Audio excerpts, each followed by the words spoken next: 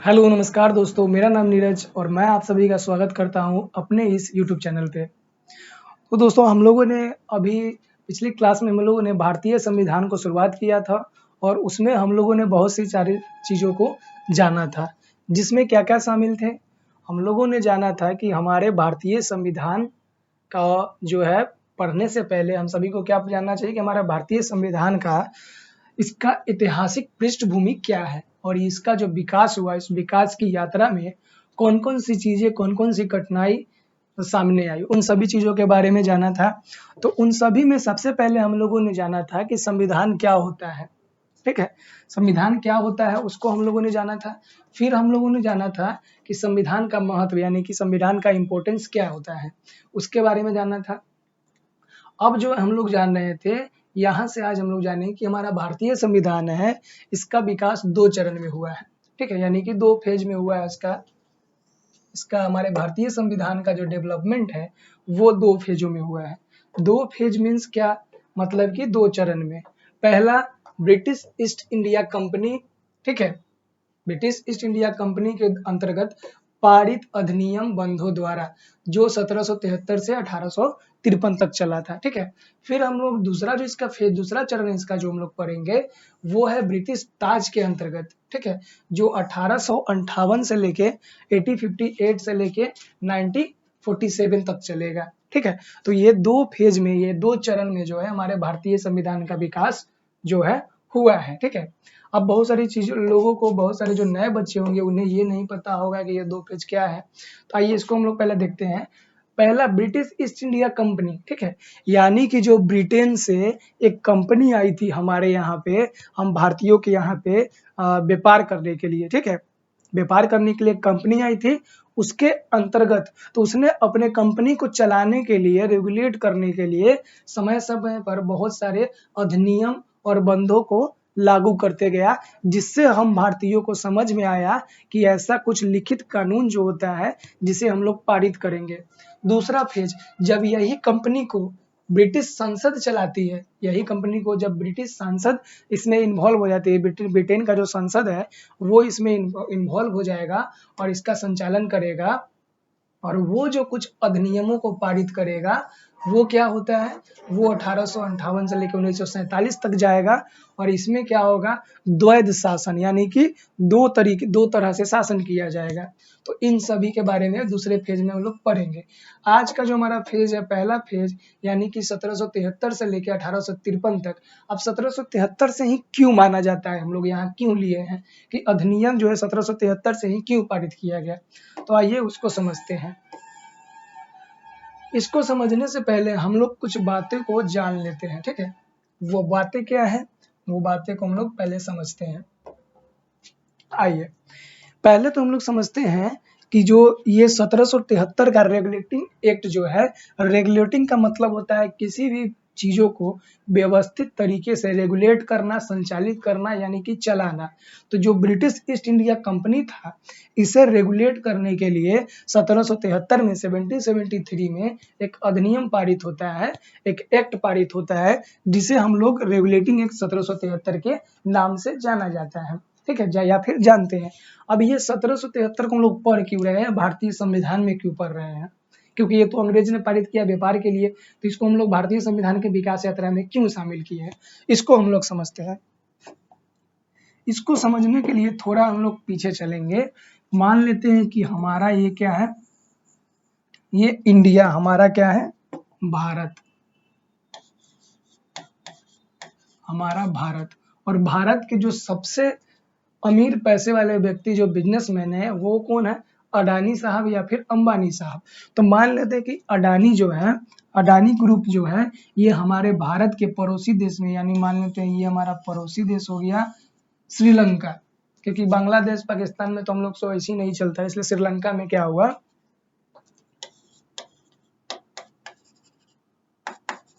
श्रीलंका में जो हमारे अंबानी साहब है, ये अपने जियो कंपनी को संचालित करने के लिए यहाँ से गए, ठीक है?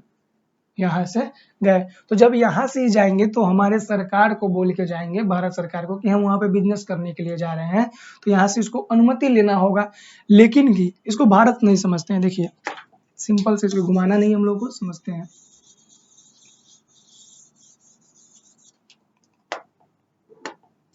ये हमारा हो गया क्या, इंग्लैंड, इंग्लैंड, और ये हमारा यहाँ पे हो गया हमारा, हम लोग मान लेते हैं कि क्या हो गया हमारा, भारत यानी कि इंडिया। ठीक है, अब क्या हुआ, एक कंपनी जो है ब्रिटिश ईस्ट इंडिया कंपनी, पहले तो व्यापार के लिए इंग्लैंड से हमारे भारत में आती है। ठीक है, हमारे भारत में आती है, लेकिन जब हमारे भारत में आती है तो हमारे भारत में कोई केंद्रीय सत्ता नहीं था, शासन व्यवस्था नहीं था। उस समय क्या था, उस समय हमारे भारत में मान लेते हैं कि ये हमारा क्या है, ये यहाँ पे मराठा का शासन है, यहाँ पे मान लेते हैं राजपूत का शासन है, यहाँ पे किसी और का शासन है, यहाँ पे किसी और का शासन है, यहाँ पे किसी और का शासन है। तो सभी अपने अपने शासन व्यवस्था, सभी राजा अपने अपने शासित क्षेत्र, मतलब जिस क्षेत्र पे वो शासन करते थे उसी क्षेत्र भर का मतलब ख्याल रखते थे, उसी क्षेत्र भर का सीमित रहते थे। जिसके कारण जो इंग्लैंड से जो कंपनी आई, तो पहले हम लोग को पता है कि जो प्लासी का युद्ध हुआ, बक्सर का युद्ध हुआ, ये सभी युद्ध से अंग्रेज का मनोबल यहाँ पे बढ़ गया था। ठीक है, तो उन्होंने क्या किया कि यहाँ पे एक छोटे से क्षेत्र पे पहले कब्जा किया। ठीक है, और उसी तरह दूसरे क्षेत्र पे किया, तीसरे क्षेत्र पे कब्जा किया। तो यहाँ से जो ब्रिटेन की जो संसद थी, यानी कि ब्रिटेन की जो सरकार थी, इन सभी चीजों को पहले नजरअंदाज, मतलब कि वो कंपनी करने यहाँ पे बिजनेस करने के लिए आई थी, तो वहां से क्या हुआ, शासन व्यवस्था को वो जानते थे कि वहां पे व्यापार कर रहा है। लेकिन कि 1773 रेगुलेटिंग एक्ट से पहले क्या हुआ था, 1773 का रेगुलेटिंग एक्ट से पहले क्या हुआ, जो भी वायसराय या फिर जो गवर्नर जनरल जो इंग्लैंड से भारत में आता था, भारत में जो हमारे यहाँ पे आता था, वो क्या कर सकता था, वो सिर्फ व्यापार के लिए आता था, कंपनी के, किस कंपनी के व्यापार के लिए, ब्रिटिश ईस्ट इंडिया कंपनी के व्यापार के लिए। लेकिन यहाँ पे भारत में आकर के वो अपना पर्सनल बिजनेस भी करना शुरू कर देता था, जो कि इंग्लैंड यानी ब्रिटेन की सरकार के द्वारा क्या होता है, ब्रिटेन के इलीगल माना जाता था कि ऐसा व्यापार, उनको नहीं पता था, इंग्लैंड के सांसद को नहीं पता था कि ये लोग क्या है यहाँ पे अपना पर्सनल व्यापार कर रहे हैं। ठीक है, अब ये व्यापार करते क्या थे, जिस मान लेते हैं कि कोई सरकारी अफसर जो है वो क्या करेगा, मतलब ब्रिटेन का जो सरकारी अफसर है वो किसी भारतीय लोगों से, मान लेते हैं अगर कपास खरीदा, तो कपास का जो रेट है या फिर जो नील का रेट है, मान लेते हैं कपास का जो रेट है वो 80 रुपए केजी है। तो ये अधिकारी, जो ब्रिटेन का अधिकारी है, वो इस भारतीय को क्या बोलेगा कि आप 80 न देकर ये हमें 100 रुपए किलो दीजिए।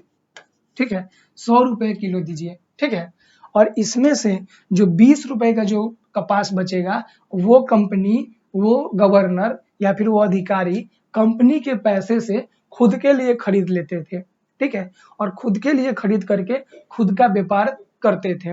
जिससे क्या हुआ, मान लेते हैं कि हम क्या करेंगे, जिससे क्या हुआ कि कंपनी जो है नुकसान में जाने लगी, घाटे में जाने लगी, और भारत जो वहाँ का जो इंग्लैंड के जो अधिकारी वगैरह होते थे, ब्रिटिश ईस्ट इंडिया कंपनी के जो अधिकारी होते थे, उन्हें तो प्रॉफिट होता था, लेकिन जो ब्रिटिश ईस्ट इंडिया कंपनी था उसे क्या होने लगा, नुकसान होने लगा।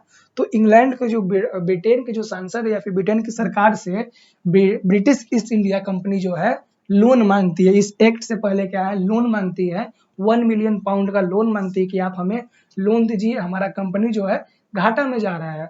लेकिन कि वहाँ के जो लोग जीते थे, वहाँ के जो लोग देखते थे कि यहाँ से जो अधिकारी जाते हैं वो वहाँ पे नवाबों की जिंदगी जीते हैं इंग्लैंड में, जिसके कारण उन्हें नबोब कहा जाने लगा। जो अंग्रेज अधिकारी इंग्लैंड में जाकर के नवाब की तरह जिंदगी जीते थे, उन्हें नबोब कहा जाने लगा था। ठीक है, तो बताइए कि इनका ये तो नवाब की तरह जिंदगी जी रहा है, जीवन यापन कर रहा है, और बता रहा है कि कंपनी क्या है, घाटे में है।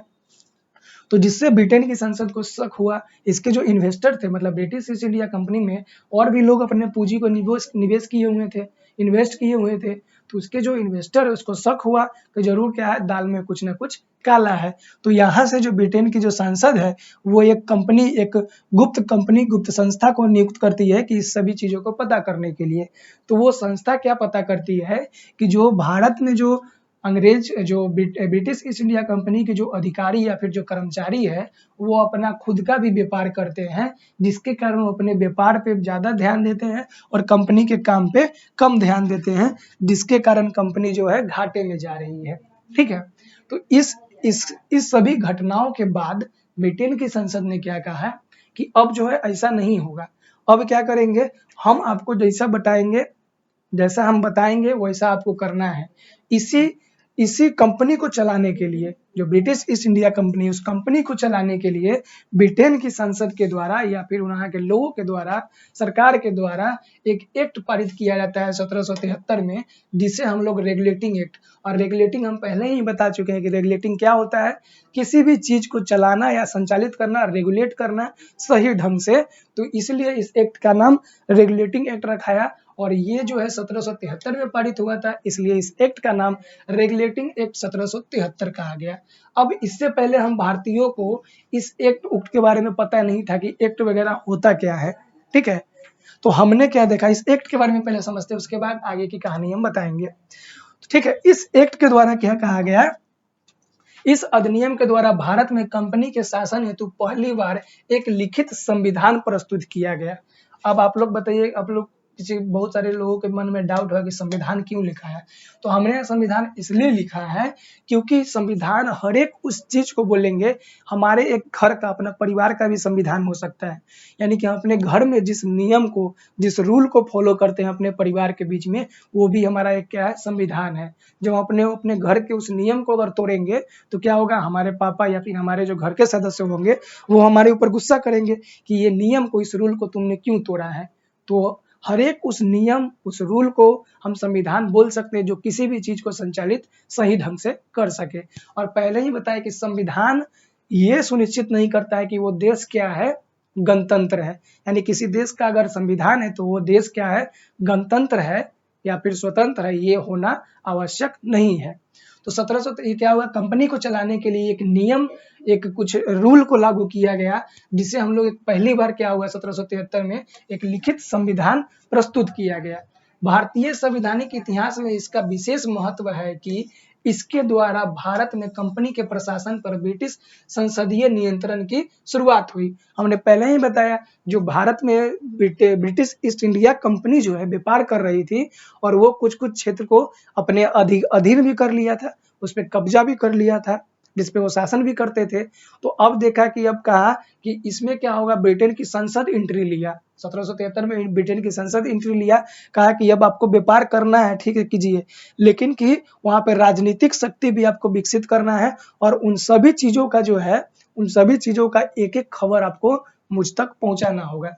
तो इसमें प्रशासन पर ब्रिटिश संसदीय नियंत्रण शुरुआत हुई। इस अधिनियम के प्रमुख प्रावधान इस प्रकार है। अब इस अधिनियम में क्या क्या प्रावधान दिया गया, आइए देखते हैं। पहला, इस अधिनियम में क्या कहा गया कि बंबई, यानी कि जो बंबई तथा मद्रास प्रेसिडेंसी को कलकत्ता प्रेसिडेंसी के अंतर्गत कर दिया गया। जो बंबई और मद्रास प्रेसिडेंसी थी, उसको कलकत्ता प्रेसिडेंसी लीड करेगी। ठीक है, इसके अंदर में आ जाएगी। दूसरा, कलकत्ता प्रेसिडेंसी में गवर्नर जनरल व 4 सदस्यों वाली परिषद का नियंत्रण में सरकार की स्थापना की गई। यानी कि क्योंकि हमारे यहाँ, भारतीयों के यहाँ कोई केंद्रीय सत्ता नहीं थी, कोई सरकार नहीं थी, सभी राजा अपने अपने राज्य पे शासन करते थे और उन्हें अपने राज्य से मतलब होता था। इसलिए यहाँ पे अब संसद क्या कहा, ब्रिटेन की संसद ने कहा कि आप लोग व्यापार पे ध्यान दीजिए, और क्या है, यहाँ पे राजनीतिक, यानी कि हम सरकार भी यहाँ पे चलाएंगे। तो कलकत्ता प्रेसिडेंसी में गवर्नर जनरल व 4 सदस्यों वाली परिषद के नियंत्रण में सरकार की स्थापना की गई। ठीक है। दूसरी बात, कलकत्ता में एक सुप्रीम कोर्ट की स्थापना 1774 में की गई। यानी कि 1773 के रेगुलेटिंग एक्ट में कहा गया कि कलकत्ता में एक सुप्रीम कोर्ट होगी, जो सुप्रीम कोर्ट की स्थापना 1774 में हुई।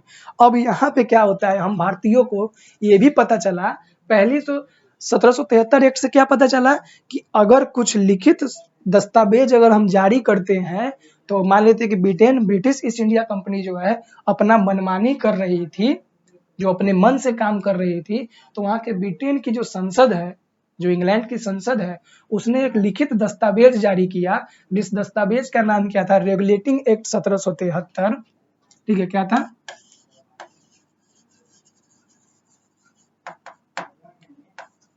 रेगुलेटिंग एक्ट 1773 है।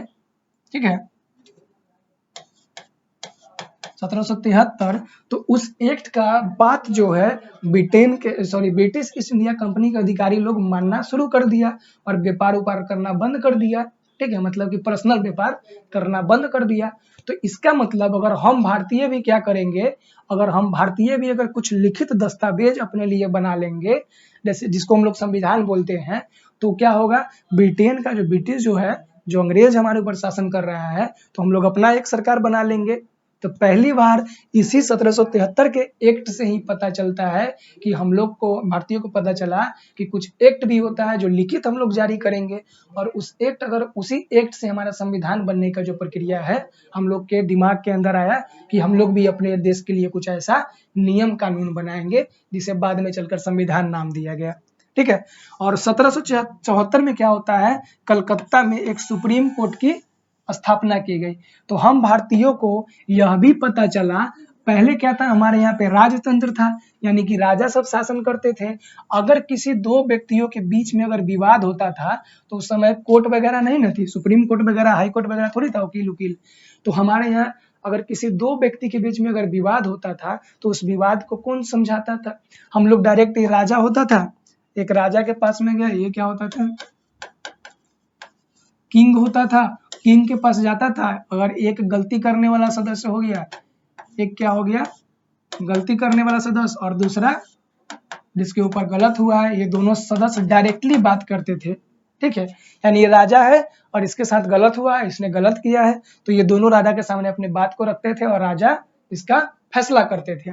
लेकिन हम सभी को 1774 में जब सुप्रीम कोर्ट की स्थापना हुई तो हम सभी को पता चला कि नहीं, एक क्या होता है, एक कोर्ट होता है जिसे सुप्रीम कोर्ट बोला जाता है, या फिर हाई कोर्ट, या फिर लो कोर्ट बोला जाता है, लोअर कोर्ट बोला जाता है।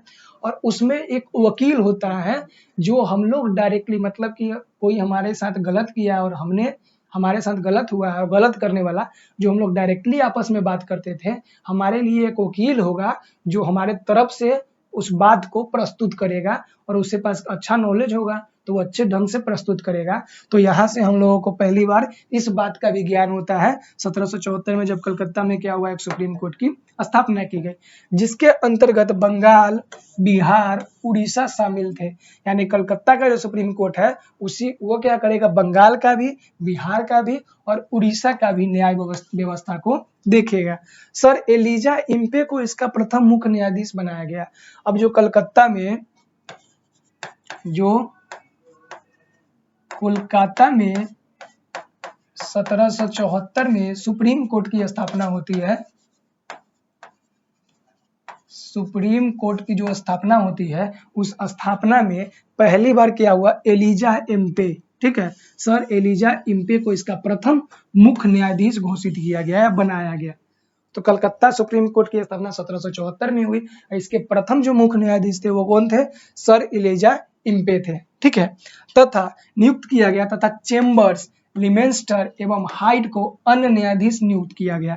तो आपसे अगर पूछ दे कि कलकत्ता में जो सुप्रीम कोर्ट की स्थापना हुई थी, इसमें अन्य न्यायाधीशों की संख्या कितनी थी, तो अन्य न्यायाधीशों की संख्या जो थी 3 थी। और ये जो कलकत्ता में सुप्रीम कोर्ट की स्थापना हुई थी 1773 के रेगुलेटिंग एक्ट के थ्रू हुआ था। ठीक है, और इसके जो मुख्य न्यायाधीश थे एलिजा इम्पे और चेम्बर्स, ठीक है, चेम्बर्स, लिमेंस्टर तथा हाइड को अन्य 3 न्यायाधीश नियुक्त किया गया था। आगे इस अधिनियम में और क्या चीजें आई, और इस अधिनियम में और की चीजें जो आई थी सो इस प्रकार देखिए, भारत में सचिव के पूर्व अनुमति पर गवर्नर जनरल तथा उसकी परिषद, उसके परिषद में 4 सदस्य होते थे, गवर्नर जनरल तथा उसकी परिषद में कितने सदस्य होते थे, 4 सदस्य, को कानून बनाने का अधिकार प्रदान किया गया।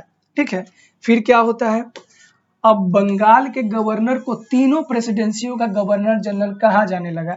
जो बंगाल का गवर्नर जनरल था उसको किसको, मद्रास का, बम्बई का और गवर्नर किसका, कलकत्ता का, तीनों का गवर्नर जनरल, बंगाल का गवर्नर जनरल कहा जाने लगा। इस एक्ट के तहत बनने वाले बंगाल के प्रथम governor general Lord Warren Hastings थे। तो 1700 पूछेगा क्वेश्चन अगर आएगा कि 1773 एक्ट के तहत बनने वाले प्रथम गवर्नर जनरल कौन थे, तो हम बताएंगे प्रथम गवर्नर जनरल 1773 एक्ट के साथ बनने वाले थे लॉर्ड वारेन हेस्टिंग्स थे। फिर इस एक्ट के तहत कंपनी के कर्मचारी, ठीक है, कंपनी के कर्मचारियों को निजी व्यापार पर भारतीय लोगों से उपहार रिश्वत लेने पर प्रतिबंध कर दिया गया। तो यही मेन कारण था, देखिए यही मेन कारण था जिसके कारण 1773 एक्ट लागू हो गया और अंग्रेजों का जो है जो चोरी छुपे जो व्यापार करता था उसको क्या किया गया था, बंद कर दिया। देखिए 1773 का एक्ट के साथ कंपनी के कर्मचारियों को निजी व्यापार पर भारतीय से उपहार लेने पर, अब देखिए अब जब पकड़ा गया, जब हम लोग पीछे जो कहानी हम लोगों ने छोड़ी थी उस कहानी को शुरू करते हैं। जो ब्रिटेन की संसद को पता चला कि जो भारत में है, जो यहाँ के जो अधिकारी है, ब्रिटिश ईस्ट इंडिया कंपनी के जो कर्मचारी है वो अपना खुद का भी बिजनेस करते हैं, तो जिसके कारण कंपनी घाटा में गया है। तो इस एक्ट में कहा गया कि अब जो क्या है, जो इस कंपनी यानी कि जो ब्रिटिश ईस्ट इंडिया कंपनी, जो ब्रिटिश ईस्ट इंडिया कंपनी जो है, ठीक है, जो अपना पर्सनल व्यापार करती है वो व्यापार नहीं करेगा, ठीक है। तो इससे पूछा गया कि आप लोग भारत में अपना पर्सनल खुद का व्यापार क्यों करते हैं, तो इसने बताया कि हम लोग जो है पर्सनल खुद का व्यापार नहीं करते हैं, भारतीय हमारे काम से खुश होकर के हम लोगों को उपहार देते हैं, ठीक है, हम लोगों को क्या देते हैं, उपहार देते हैं, ठीक है। तो अब वहाँ के संसद तो बुर्बक थोड़ी ना था इंग्लैंड का, सोचा कि तुम तो एक तो उसके ऊपर जाके शासन कर रहा है और तुमको उपहार देगा। तो कहा कि अब इस एक्ट में क्या कहा गया कि ठीक है व्यापार उपहार देता था ना तो अच्छा बात है, लेकिन अब 1773 के एक्ट के साथ क्या होगा, आपको क्या करना है, भारत में ना आप अपना निजी पर्सनल व्यापार कर सकते हैं, और जो आप कह रहे हैं ना कि आपको गिफ्ट देता था भारतीय, तो उस गिफ्ट को भी अगर देगा तो आपको कहना है कि नहीं हमको गिफ्ट नहीं लेना है, हमको कंपनी जो है अच्छा खासा सैलरी देती है, गिफ्ट भी नहीं लेना है, उपहार भी नहीं लेना है, और रिश्वत लेने पर प्रतिबंधित कर दिया गया। आगे चलते हैं, कंपनी पर ब्रिटिश कोस्ट ऑफ डायरेक्टर, ठीक है। अब कंपनी जो पहले सिर्फ कंपनी थी, अब उसके ऊपर British court of director, company की गवर्निंग बॉडी, गवर्निंग मतलब अब पहले तो व्यापार करने गया था लेकिन अब ब्रिटेन की संसद ने उस पर अपना शिकंजा लिया, अपना एक्शन लिया कि अब हम भी इसमें हमको पूरा व्यापार की जानकारी देनी होगी, तो हम एक क्या करेंगे वहां पे। अब आप देख रहे हैं कि धीरे धीरे 2-3 को राज्य पर क्या किया, अपना कब्जा किया है, तो अब धीरे धीरे पूरे भारत पे कब्जा करो, तो उस कब्जा करेगा तो वहां पे एक सरकार की व्यवस्था करनी होगी, तो एक गवर्निंग बॉडी की, इसी एक गवर्निंग बॉडी की स्थापना 1773 के एक्ट के साथ किया जाता है, ठीक है। अब भारत में इसके राजस्व, नागरिक, सैन्य मामलों की जानकारी ब्रिटिश सरकार को देना आवश्यक कर दिया गया। अब ब्रिटेन की संसद ने कहा पहले तुम लोग जो अपना मनमानी किया सो किया, अब क्या करेगा कि यहाँ भारत में राजस्व यानी कि व्यापार से तुमने कितना कमाया, अगर घाटा हुआ तो भी बताओ, फायदा हुआ तो भी बताओ, कितना कमाए, अर्निंग कितना हुआ, अर्निंग कितना हुआ, नागरिक, वहां का जो सिविल मैटर है, वहां का नागरिक यानी कि सिविल जो मैटर है वो, और वहां का जो आर्मी की स्थिति है हमारा ब्रिटिश ईस्ट इंडिया कंपनी के, इन सभी चीजों की जानकारी आप हमको देंगे, ठीक है। उसके बाद व्यापार की सभी सूचनाओं क्राउन को देना सुनिश्चित कर दिया गया। अब यहाँ पे क्राउन आया, क्राउन क्या है समझते हैं, क्योंकि नए बच्चों को नहीं पता चलेगा, क्योंकि जब ये सब चीजें हो रही थी भारत में, उस समय ब्रिटेन में राजा का, रानी के शासन था, यानी कि रानी ताज का शासन था, ताज को हिंदी में लोग क्राउन बोलते हैं। तो जितने भी व्यापार आप करेंगे, जो भी प्रॉफिट हुआ, घाटा हुआ, कहाँ गया, क्या खरीदे, सब कुछ जो है डायरेक्ट आपको रानी को इसका या फिर क्राउन को है इसको सूचना आपको प्रदान करना होगा। तो ये सभी चीजें 1773 के रेगुलेटिंग एक्ट के तहत ब्रिटेन की संसद के द्वारा ब्रिटिश ईस्ट इंडिया कंपनी को अच्छे तरीके से रेगुलेट करने के लिए ये सभी चीजें लागू की गई थी। तो हमें उम्मीद है कि आपको बहुत ही अच्छे तरीके से समझ में आया होगा। अगर कहीं पे कोई त्रुटि या फिर गलती होगी तो आप हमें कमेंट में बता सकते हैं। और यहाँ आज के लिए इतना ही, हमारा 1773 का रेगुलेटिंग एक्ट खत्म हुआ। हमारा टोटल संविधान नहीं खत्म हुआ है, ओनली 1773 का रेगुलेटिंग एक्ट खत्म हुआ है, ठीक है। और उस एक्ट में अभी हम लोग पढ़ रहे थे कि हमारा भारतीय संविधान का विकास जो है ये 2 चरणों में हुआ है। पहला ब्रिटिश ईस्ट इंडिया कंपनी के अंतर्गत, तो उसके बारे में अभी एक ही एक्ट के बारे में पढ़े हैं। इसके बाद आएगा और भी एक्ट आएंगे जो 1773 में रेगुलेटिंग एक्ट जो पारित किया गया है, इसकी कमियों को दूर करने के लिए इसके बाद एक सेटलमेंट एक्ट आएगा। तो इसके बाद जो है हम लोग अगले वीडियो में मिलते हैं, जहां सेटलमेंट एक्ट के बारे में अच्छे तरीके से हम लोग जानेंगे। धन्यवाद।